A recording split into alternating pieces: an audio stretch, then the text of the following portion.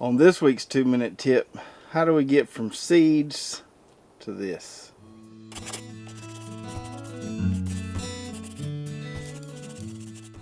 So we've done a couple 2-minute tips in the greenhouse in the past on the right kind of seed starting mix to use and how we fertilize those seed starts.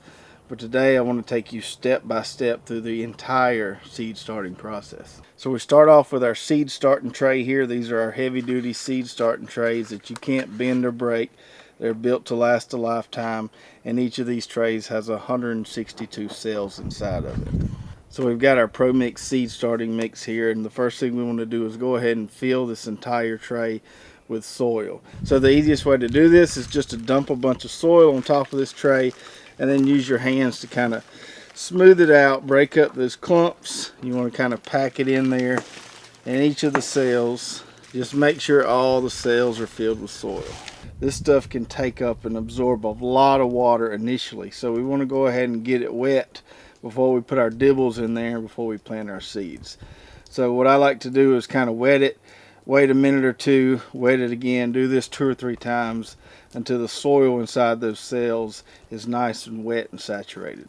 The next thing we want to do is make some dibbles in these cells to put our seeds.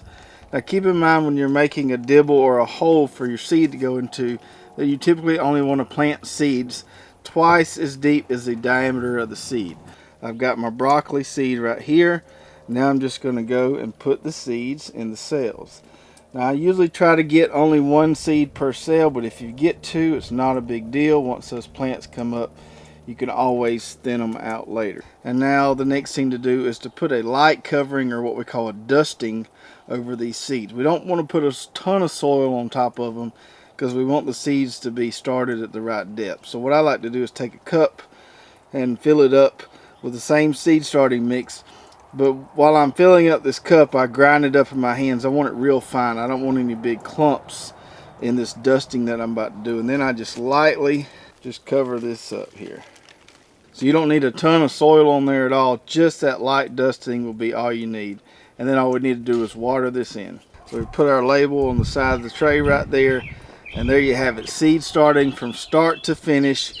Really simple, really easy with the right tools and the right seed starting mix. And in a few weeks time we'll have some nice transplants like this guy right here that are ready to go in the ground. Hope you enjoyed this week's 2-minute tip. We'll see you next week.